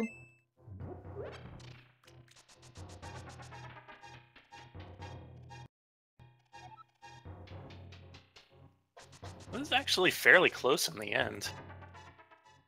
We do need 3 crystals on either side Neither runner has done Turtle Rock or Ice Palace. Trenter still has to do Desert, and Space Cowboy just needs to clear out the rest of Skull Woods, which he's already done the front side of. And I had a bit of lag there just as Turtle Rock was being checked, but I think that looked like Ether. It looked like the tip of Ether. Yeah, I missed it as well. Our tracker is saying it's Ether, so... Oh, and we know where that is. Yeah, so Trenter... Ooh, also grabs the flute. That's, Huh. Does Trenter not know he's functionally in Go mode? That rules out needing the book, actually, to get into Desert as well. That's a very, very nice pickup for him. Oh, that is true. Forgot all about that book. Ugh. So yeah, Trenter now needs to activate the flute, do Desert, pick up Ether Tablet, or sorry, pick up Ether, and then go into Ice Palace, and then go off and finish Turtle Rock and GT. Yeah, I think at this point he must know he's in Go mode. I hope he recognizes it anyway.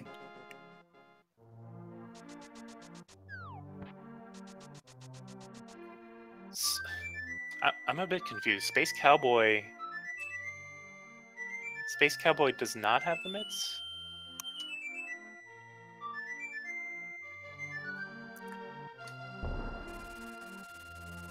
Our mitts were in Skull, weren't they?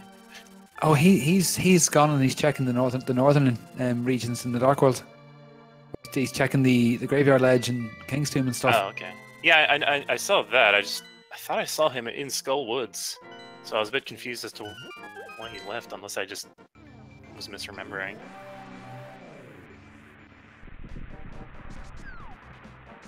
It might have just been... Sorry, go ahead. Sorry. I was saying he might have just forgot that those places, or just remembered, I guess, that those places existed and had been, as of yet, unchecked. Yeah, it seems like a strange play to make, though, whenever you're right at the entrance to a dungeon that you can complete. And that you need to complete as well.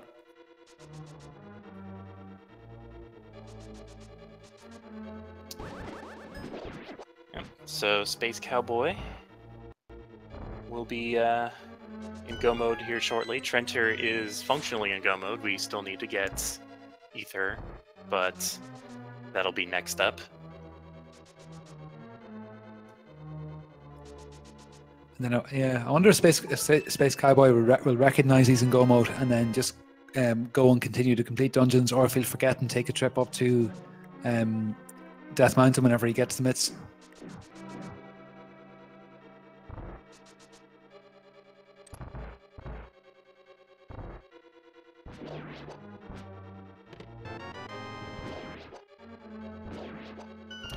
Having half magic here in this fire, like the lamp hallway, with all those Gibdos around, always feels good. They're so annoying, especially in that room. They just come at you and come at you and come at you. Although Silver Arrows as well. Silver Arrows will take out a Gibdo in one hit, which is a very, very nice alternative if you're running a bit low on magic and you need to get rid of them.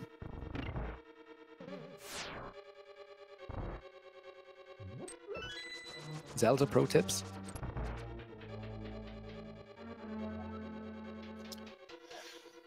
This is actually incredibly close right now. Space Cowboy needs to finish off Mothula, needs to go back inside Skull Woods, grab that chest to get mitts to enter Go mode. Trenter, on the other hand, is about to get to Landmolus. They might actually be effectively at the same spot, more or less, depending on how long it takes Trenter to finish off Landmolus. Yeah, and that'll be quite nice to see as well, because we can get to see accurately measure the difference in the ability of execution of these two runners. I suppose. Oh, that's an unusual check. Yeah. I personally would have just gone into Skull. I hope Space Cowboy is actually planning on going back into Skull and just hasn't. Okay, that's good. Anyway. So Trenter's opting to use Silver Arrows, unfortunately getting a bit bad pattern. Well, it's not really a bad pattern. It's the first cycle is always consistent, at least where they spawn. Yeah, the timing though can be a little tricky to get down. And this is really time Trenner can't afford to be losing. I believe that was at least like 3 or 4 cycles in Landmo 1. Although it does line us up fairly nicely actually for a race into Ice Palace. Yeah, well, Space Cowboy will be able to go grab Ether and then head into Ice Palace. Now, if you're trying to do this optimally, you'll do Ether first. So hopefully he remembers to do that. And Trenter, on the other hand, wow, it's incredibly close. They're on the same screen. Trenter is maybe about 10 to 15 seconds behind. Which is absolutely nothing in the grand scheme of things, really. Yeah, and both of these runners seem like they have pretty similar levels of execution. I think I might give Space Cowboy a bit of an edge, but Trenner's gambles... Yeah, he must know something that we don't, because at times it seems a little strange, especially passing up on Bombos. That was brave. That was brave. That was brave, and Trenner took a bit faster of a route to get to Hilly Island. Oh my goodness, look at that sink. That's insane. That's actually insane. Trenner is just inching ahead. Oh, they're practically identical. Oh, nearly sink jumping out of the water. That's crazy. We have a difference of about 1 second, maybe less. Oh, it's on. This race is absolutely on. I'm getting excited now for this. Oh, and Chad is bringing up an excellent point. Space Cowboy didn't actually know Ether was required because he didn't actually visit Turtle Rock. So he was just grabbing it because he thinks, you know, he might be in go mode. Now, so he's going to be taking a risk? Yeah, he's taking a risk, but the question is, does Space Cowboy clear some of this Ice Palace that he doesn't necessarily have to? And the answer is yes. So Trenter is actually going to be... Yeah, he's had an advantage based on the knowledge that he has.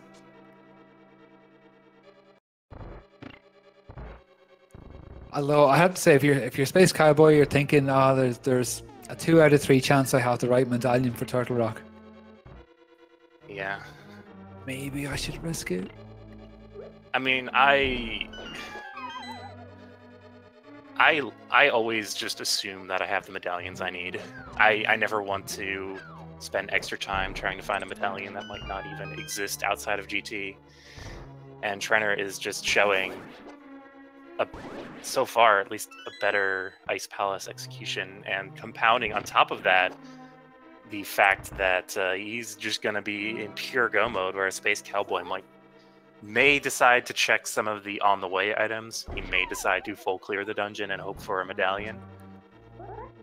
Yeah, I'm trying to set up for the bomb jump as well, just to try and clear it that extra bit faster. I don't know if this is... Oh, looks like Trenner got it. That was a pretty... Oh! Getting hit by the fire bar. That is painful. Space Cowboy gets the bomb jump first try. That's kudos to him. And we're back in sync again. Trenter needs to hookshot through this fire bar. Space Cowboy gaining ground. Back in the same room. Absolute turtle or penguin savagery there. Yeah, I don't know why Trenner decided to do hookshot strats there when he does have the tempered sword. Space Cowboy. Let's see what Space Cowboy does here in this room with these Freezors. He is going to be clearing the room. Yeah, I mean, if you know you might be missing an item, the length of time it takes to clear that is it's not worth not doing on the off chance that the item is actually there. We're back to about a 1 second difference, even less. They are rubber banding all over the show. Trenter is opting to take the safety anti-fairy here, which I don't like. I agree with that play, even though he does have red mail. Was kind of low on health, and cold stare hugs are not the hugs you want to receive. No, and then I don't think he has a healing item at all either. So a death would be very, very costly at this stage. Oh yeah, we have only found one bottle in this entire seed so far, and that bottle, you know what was inside it? Nothing useful. I mean, a bee can be useful. Let's be real here. But, I have used a bee in Mini Maldron Cave whenever I ran out of bombs at one stage. Oh, that is very, very nice cornering from Trenter. Yeah, so looks like Space Cowboy had a bit slower of a fight, but Trenter did take the safety that he actually didn't need in the end. So we do have a bit of a disparity again. Space Cowboy, I don't see any reason why he's not going to go directly up to Death Mountain after this. However, Space Cowboy will probably be checking chests that Trenter had already checked along the way.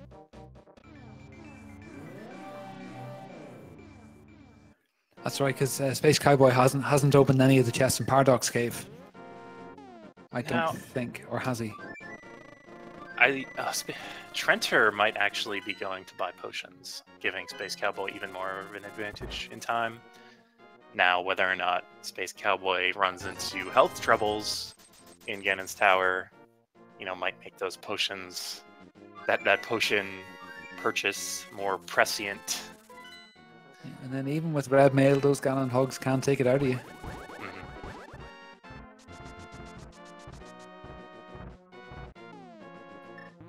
It's nice as well that they've been able to leave Turtle Rock until the end, so it's only a quick hop over to Ganon's Tower as opposed to having to go there earlier to get an item to go out and do another dungeon somewhere somewhere else in the world, and then have to do the ascent again to come back up.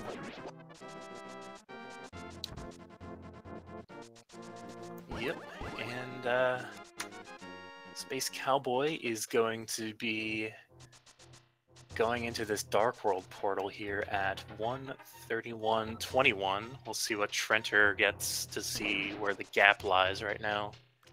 And Space Cowboy is breathing a heavy sigh of relief. You could almost see it. Upon seeing that lightning bolt symbol. I, for one, don't know why it's a lightning bolt. It's an ice power, not a lightning power, but I didn't make this game. Yeah, maybe you can make a request for V30 that the ether symbol is replaced by a snowflake. That would be good. Although I bet on a restream that would be really easy to confuse with with bombos. Oh yeah. But no, that was, oh, okay, that's very, very good for Space Cowboy there, actually, and picking up a blue potion as the first item in TR, so that sort of renders any advantage that Trenter might have had from going to buy an extra blue potion kind of moot at this point with 12 hearts and red mail and half magic. We have about a half a minute difference between the two at the moment, maybe a little bit more.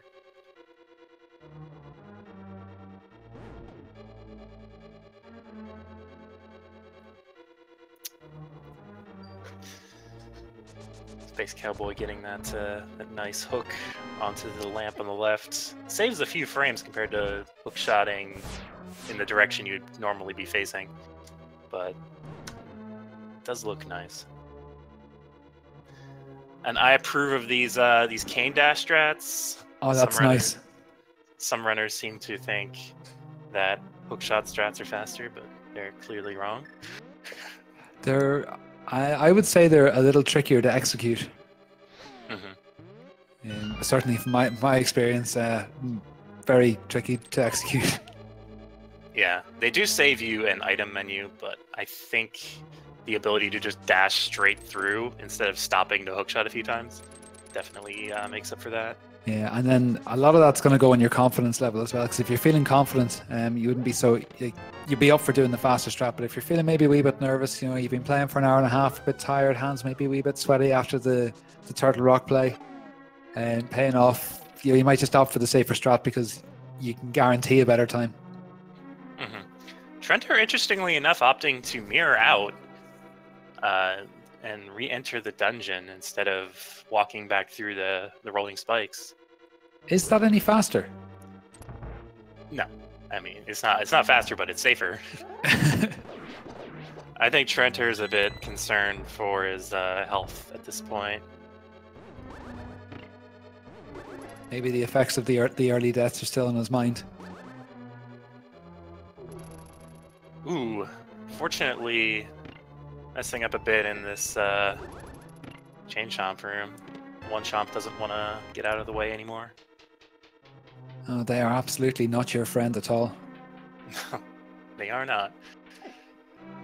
Space Cowboy correctly skipping the vanilla big key chest. But then we already have the big key. He's even gonna gamble on the big chest. Now, it's relatively safe to do this if you just grab that small key and then leave before checking the vanilla big key chest, but there is a scenario in which both the vanilla big key chest and the big chest have a small key, and then you have to backtrack the entire way. But Space Cowboy lucks out, just gets a small key there, doesn't even have to do the laser bridge. I wonder if he thinks he's behind at all, because making the gamble like up to Turtle Rock and then ignoring the big key chest would lead me to believe anyway that he's feeling a little pressured. Mm-hmm.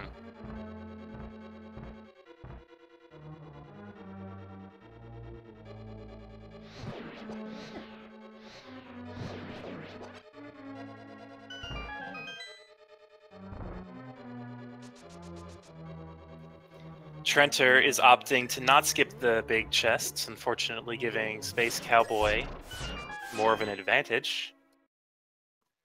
And Space Cowboy is going to be heading into Trinexx in short order.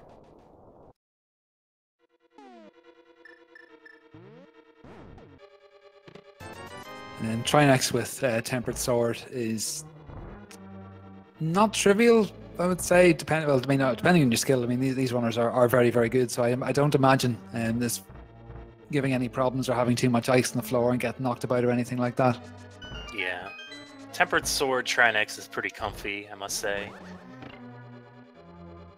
And certainly flawless first half execution. Mm-hmm. Not even any ice. Just one cycle.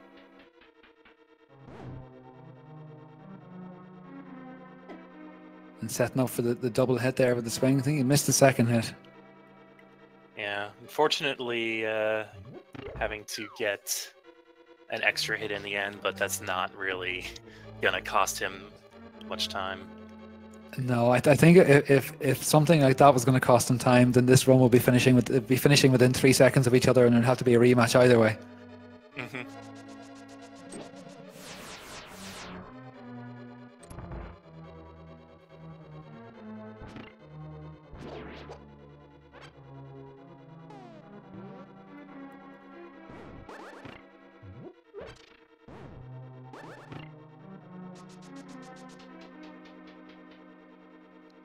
All right, so Space Cowboy is heading to Ganon's Tower.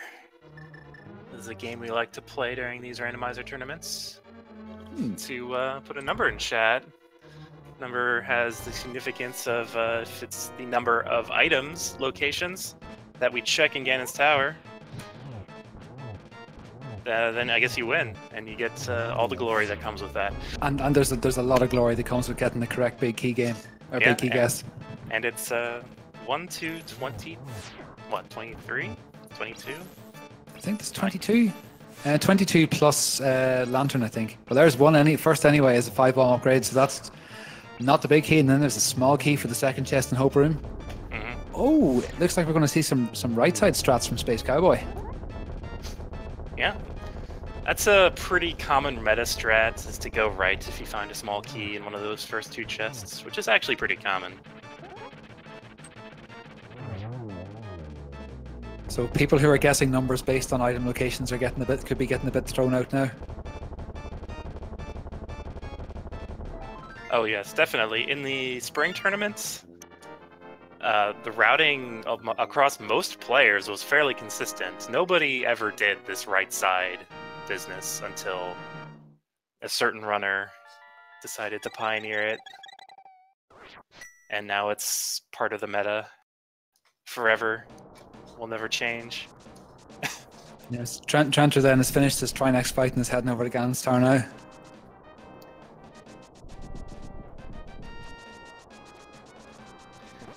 Yep. So if he heads left first, he'll be cutting down a good bit of the lead that Space Cowboy had established over him. Yeah. Oh, there's Quake. How about that? Quake! And that's why I don't really like to look for medallions I don't know I need. Yeah, I'm sure Space Cowboy has a very, very good feeling now inside. He's like, I knew it was there.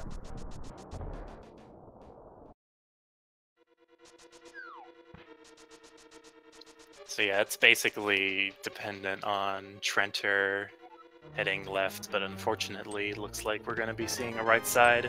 Whether or not it goes to the next item room after this is up for grabs. It does look like Trenter is going to be heading on more or less the same route as Space Cowboy. We could be doing full right all the way to Ice Armos, but that's a pretty uncommon occurrence. I'm not actually sure I've ever seen that. Oh, okay, there we go there. Oh. What number is that? Number 12? Ooh, 11th chest, 12th location maybe? 12th location. I know it's always number 8 if you do the 2 right and then go full left. So I just add the 4 on top of that. That would be 12 then. Yep. So if you guess 12, I don't know if anyone has. I don't think so. I see a couple of 11s, but no 12s. Oh, all that glory's gone to waste. I don't know. Do we go with Price is Right rules here? Because we do see, I see an 11, but I also see a few 13s. I think someone in chat is cheating. All right, let's just say if you had 11 or 13, you're the big winner. Okay, you can get all the glory together, add it all up, and then you can fight over it. Yeah, just divide it by I think 3 or 4, however many people were close. 2, I think. I see 2 quickly over a brief thing, but I'm too busy watching this, watching Space Cowboys ascent up Ganon's Tower. That was unexpected. No, I like that strat. You basically fall, and that gives you the iframes to just dash through all those Ganon balls. Trenter opting to pick up Quake. Maybe that was an accident? Maybe. We're also seeing some golden bee strats here in the Gauntlet. I wholeheartedly approve of that strat. Wholeheartedly approve. It makes a lot of sense. Fortunately, Link is getting to these enemies quicker than the bee can, so it's a bit moot.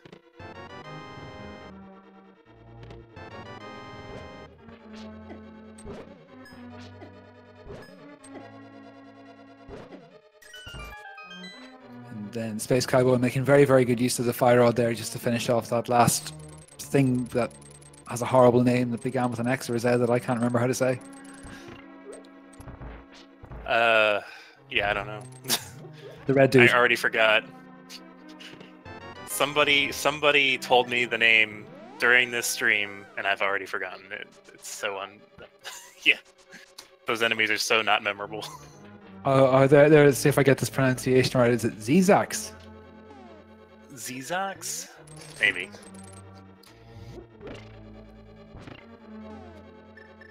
Space Cowboy is actually taking quite a while in Lenmo 2, so that could give Trenter an opportunity to catch up.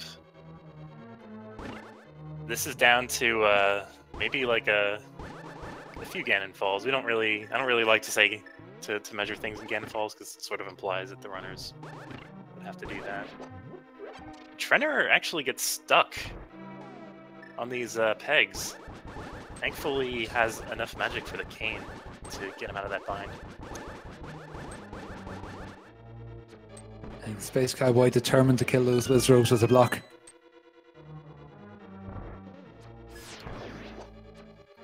Yeah, Space Cowboy is about to enter the penultimate floor of Ganon's Tower. Oh, and I am absolutely not a fan of this torch room at all in any way, shape or form. Horrible, horrible room.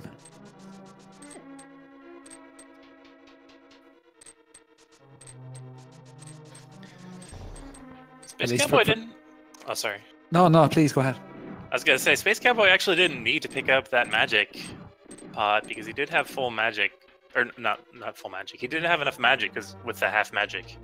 And, you know, we can just grab the full magic pod in this upcoming room, along with probably powdering these two... Well, this anti-fairy and this bunny beam to get 2 free fairies.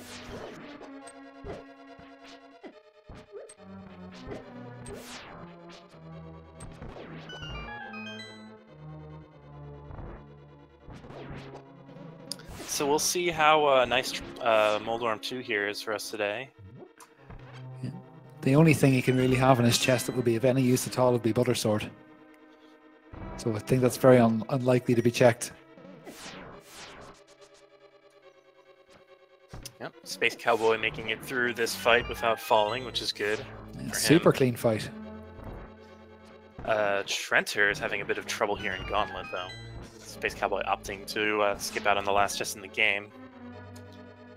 You said it could have had Butter Sword, which, if you have good execution on Ganon, the time difference between Tempered Sword and Golden Sword, Butter Sword, is negligible or not even there.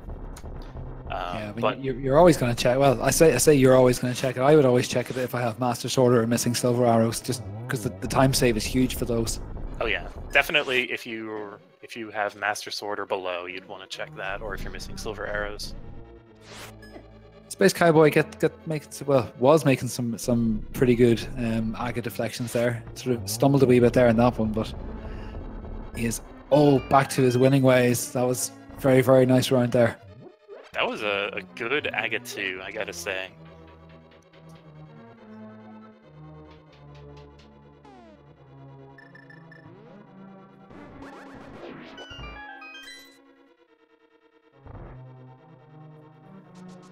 So Space Cowboy is going to be entering the Ganon fight at around maybe 146, 45-ish, 40 to 45-ish. Oh, maybe closer. Going for the safety cape strats for the fire bats anyway. Another strat I wholly approve of. I am not a fan of the circling bats in any way, shape, or form. So Space Cowboy is probably going to get a couple cycles in these first 2 phases of Ganon. Again, if you're experienced with, say, the NMG route, you can minimize that to 1 cycle apiece. Especially if I think it might require a bit of luck for the 2nd phase, but I think each pattern you could potentially get can be minimized to 1 cycle. And I think, in fact, that's was that what he got, or was there a 2 cycle in the first pattern? I believe he got. Certainly an excellent phase 2, anyway. Yeah, it was a bit surprising.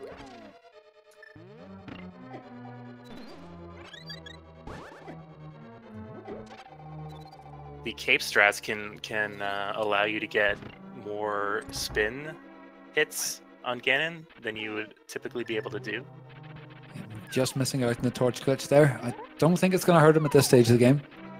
No, we're going to get an easy double here, finishing off Ganon, and beautiful. Yeah, that's it for Space Cowboy. Yeah, all he has to do is head north into the Triforce room. Please don't fall. Don't pull a Willard. If there's a chance of it happening, there's always going to be one runner that does it. But no, well done, Space Cowboy. That was a very good execution at the end of the run. Yeah, and Space Cowboy has finished with an SRTV time of 148.13. Good game to Space Cowboy. We'll see Absolutely. if he wants to. Space Cowboy. We'll see if he wants to pop in for a quick interview.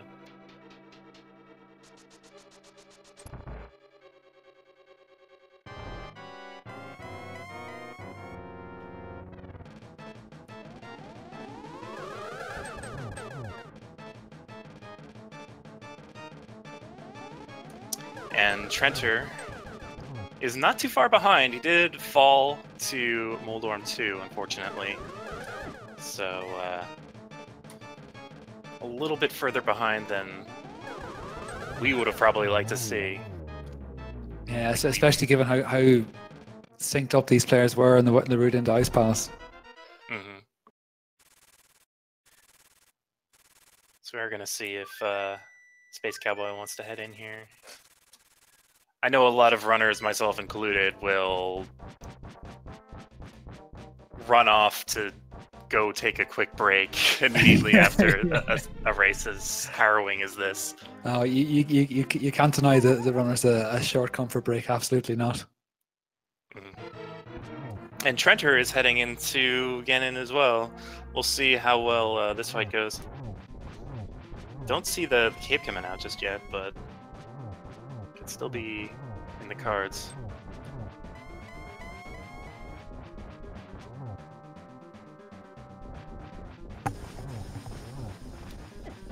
Good game, Space Cowboy.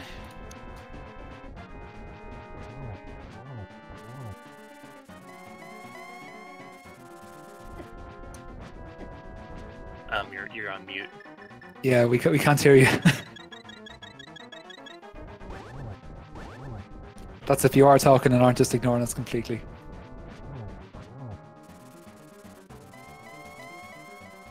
Oh, okay. Restreamer says we're gonna wait on the interview. So, yeah, we'll probably just interview both of them at the same time.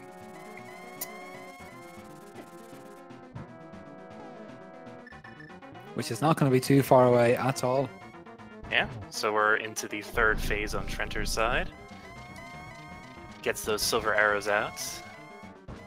Does get double hit by one of those fire bats. Down to 3 hearts, so I think we're in danger of dying to a Ganon hug. Hopefully that doesn't come to pass. We don't have a fairy. We do have 2 blue potions, though. Yeah, well, 1 blue potion. 1. Didn't see when he... Or did he not pick up the other one in Turtle Rock, or did he just use it? Must have used it.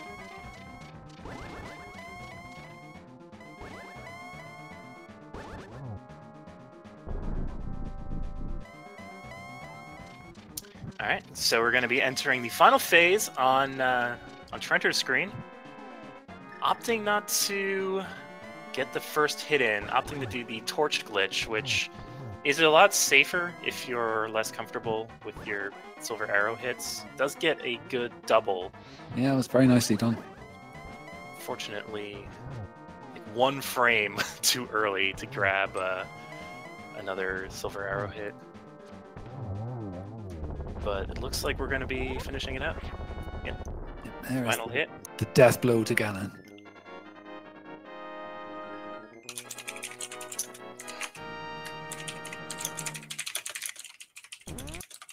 And that's it. That's GG for Trenter. We're going to be seeing if he wants to hop in for an interview.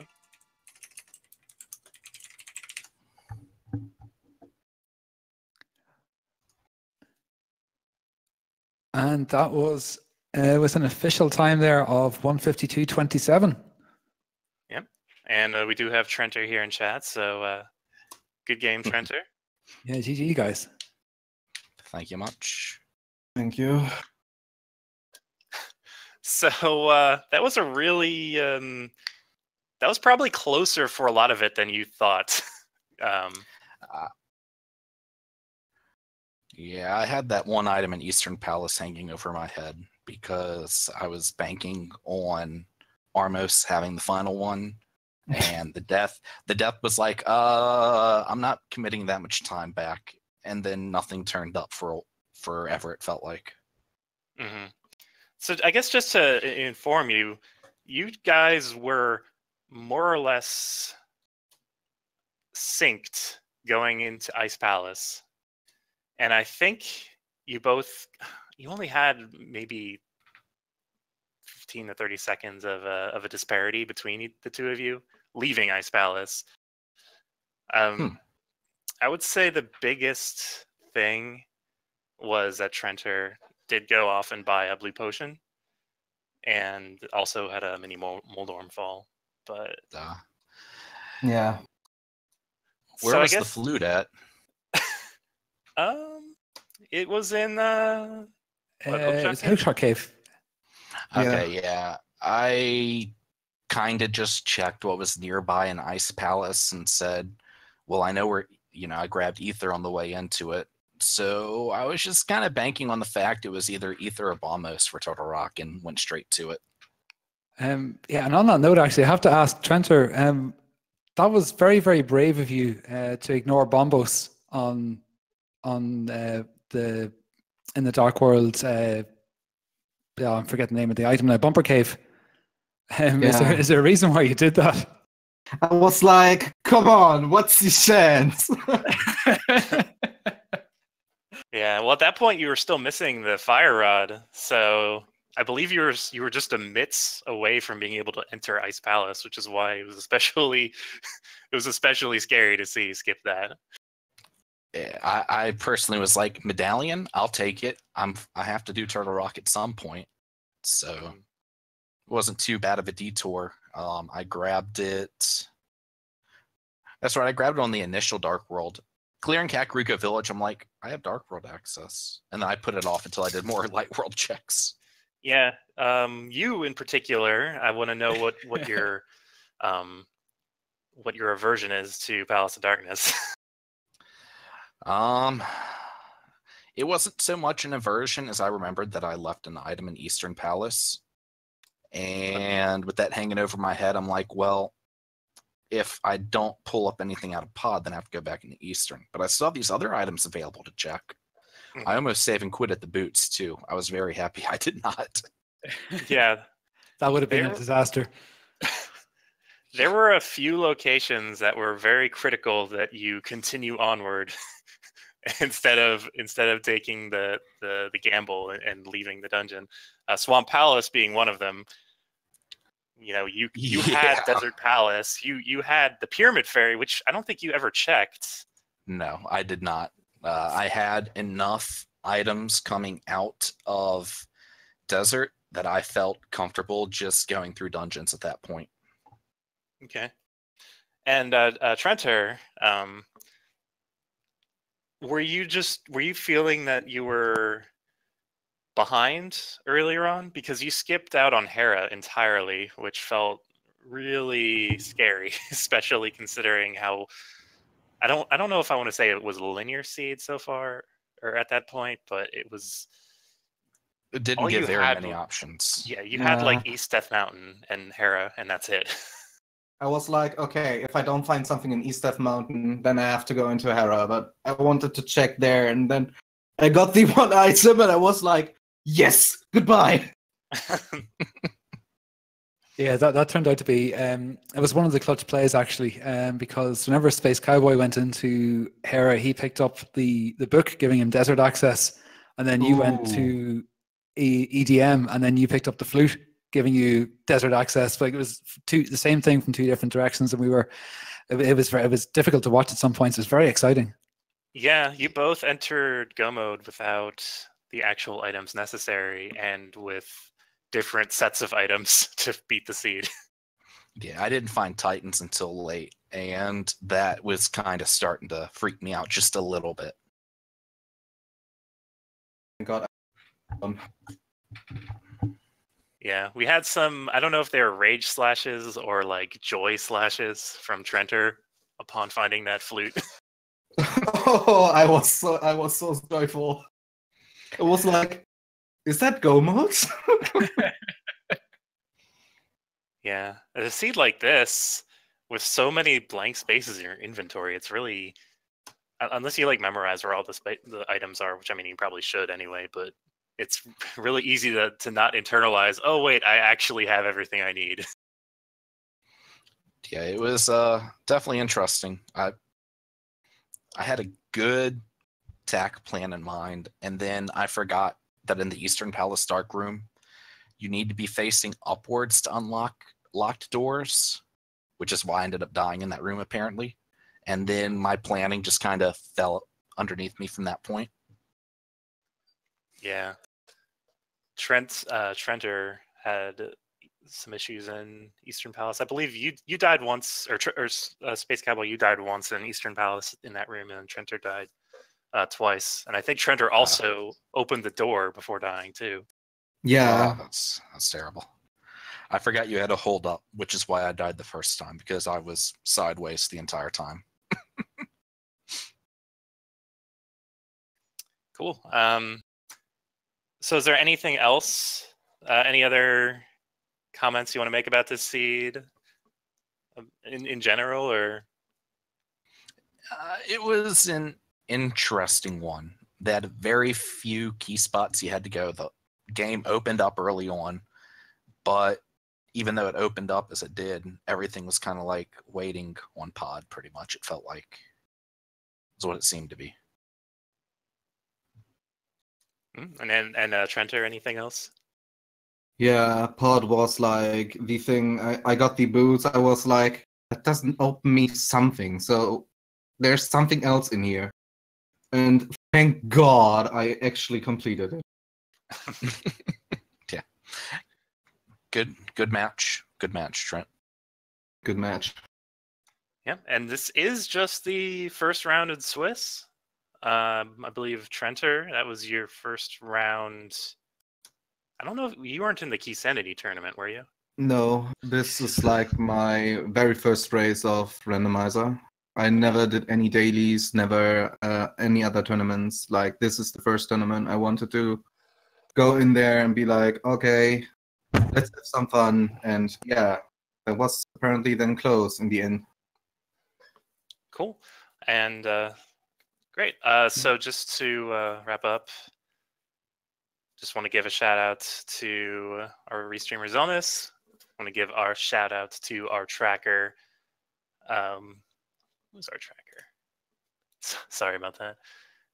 Our tracker Epic Yoshi, but I believe they might have had to step out.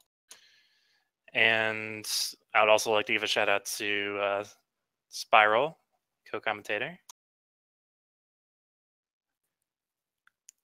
Yeah, and most importantly, the runners as well, Spacecowboy2011 and Trenter TR. Great run, guys. Great run. Sub 2s for both of you. Fantastic. Thank you much. Thank you. Cool. And I guess that's about it. We're going to be closing up shop. I guess we're already sending you off to another race on Speed Gaming 2. So I guess go there if you want to see another race, which is OPT Lawyer versus Claris.com.